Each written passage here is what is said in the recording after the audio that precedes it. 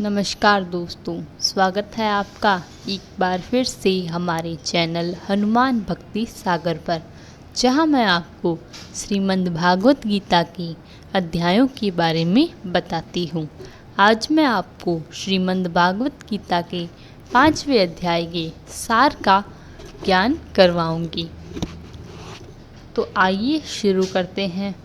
शुरू करने से पहले हमारे चैनल हनुमान भक्ति सागर को सब्सक्राइब करना ना भूलें, ताकि श्रीमद् भागवत गीता के आगे के अध्यायों के ज्ञान के लिए आपको सभी वीडियो समय पर प्राप्त हो जाएं। तो चलिए शुरू करते हैं। अर्जुन बोले, हे कृष्ण, तुमने पहले कर्मों का त्याग करने को कहा, फिर कर्म की प्रशंसा करते हो। इन दोनों में जो अधिक हितकर है वह एक बात निश्चय करके बताओ। श्री कृष्ण बोले, कर्मों का त्याग और कर्मों को करना ये दोनों ही मोक्ष देने वाले हैं, परंतु इन दोनों में कर्म त्याग से कर्म योग हितकर है। जो किसी से द्वेष नहीं रखता, न किसी पदार्थ की इच्छा करता है, वह सन्यासी है। ऐसा पुरुष संसार के बंधनों से छूट जाता है। सांख्य और योग को मूर्ख लोगों ही पृथक पृथक कहते हैं, पंडित नहीं कहते। जो इन दोनों में से एक की अच्छी तरह स्थिति हो जाता है, उसको दोनों फल प्राप्त होता है। ज्ञान योगियों को जो स्थान मिलता है, वही कर्म योगियों को प्राप्त होता है। ज्ञान योग व कर्म योग एक ही हैं। कर्म योग बिना संन्यास का प्राप्त होना दुस्तर है। कर्म करने वाले मुनिजन को ब्रह्मा प्राप्त करने में विलंब नहीं लगता। कर्म योग मुक्त शुद्ध अंतःकरण वाला, मन और इंद्रियों को जीतने वाला, संपूर्ण प्राणियों को अपनी आत्मा देखने वाला, कर्म करता हुआ कर्म फल में लिप्त नहीं होता। योग मुक्त तत्ववेत्ता पुरुष देखता है, सुनते हैं, स्पर्श करते हैं, सूंघते हैं, खाते हैं, चलते हैं, विश्वास लेते हैं। जो भी यह नहीं मानते हैं मैं कुछ नहीं कहता, वो बोलते हैं, त्यागते हैं, ग्रहण करते हैं, परंतु यही मानते हैं कि मैं कुछ नहीं करता, और यह मन धारण करते हैं कि इंद्रियां ही अपने अपने विषयों में बरताती हैं। जो प्राणी ब्रह्म में अर्पण कर संग को त्याग कर कर्म करता है, वह पाप से लिप्त नहीं होता। जैसे कमल पत्र पर जल नहीं ठहरता, योगी जन शरीर में, मन में, बुद्धि में तथा इंद्रियों की आसक्ति से रहित होकर आत्मशुद्धि से निर्मित कर्म करते हैं। योग मुक्त पुरुष कर्म फल त्याग कर मोक्ष रूप शांति का लाभ करते हैं, और योग रहित है वह कर्म की इच्छा के बंधन में पड़ जाता है। सब कार्यों को मन से त्याग कर प्राणी इस वन द्वार इंद्रियों को देह रूपी पूरी में न कुछ करता है न कुछ करता है, आनंद पूर्वक रहता है। परमेश्वर किसी कर्म में प्रवृत्त नहीं करता, कर्म और कर्म फल को उत्पन्न नहीं करता। यह सब प्रवृत्ति द्वारा होते रहते हैं। परमेश्वर किसी के पुण्य तथा पाप को नहीं लेता।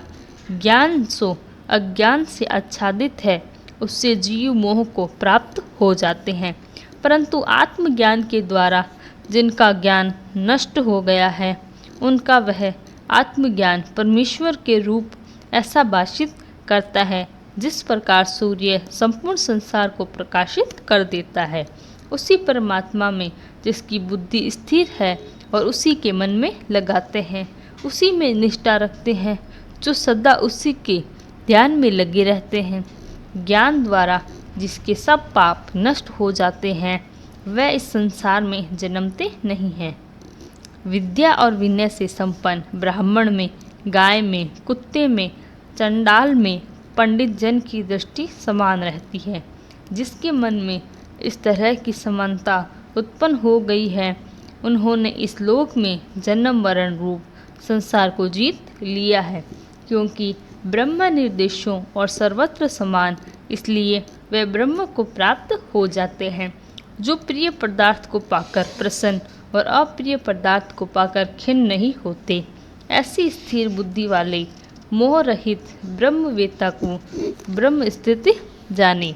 बाहरी पदार्थों से जो चित्त को आसक्त नहीं होने देता वही आत्म सुख का अनुभव करता है और ब्रह्म में अंतःकरण को मिलाकर अक्षय सुख मोक्ष प्राप्त करता है। वह इंद्रियों के स्पर्श से जो भोग देते हैं वह वस्तुतः दुखदायी होते हैं। उनका आदि भी है और अंत भी है। हे कौन्तेय, ज्ञानी लोग ऐसे भोगों से रत नहीं होते।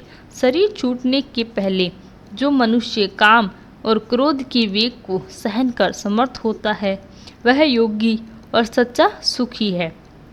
जो योगी आत्म सुख से सुखी, अंतरात्मा के आनंद से आनंदित और अंतः ज्योति से प्रकाशित होते हैं वह ब्रह्म रूप होकर ब्रह्म निर्वाण मोक्ष को प्राप्त होते हैं। पाप जिनके नष्ट हो गए हैं, कुबुद्धि दूर हो गई, मन को जिन्होंने वश में कर लिया, जीव मात्र को जो हित चाहते हैं, ऐसे योगी को ब्रह्म निर्वाण प्राप्त होता है।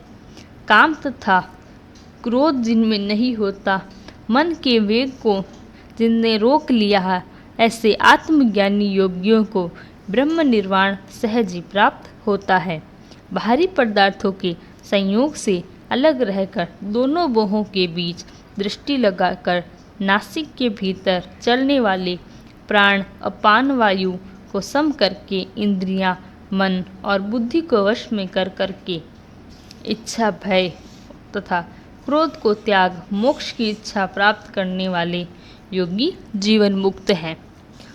जो मुझको सब यज्ञों तथा तपों का भोक्ता, संपूर्ण लोकों का स्वामी और सब प्राणियों का मित्र जानते हैं वहीं को शांति प्राप्त होती है।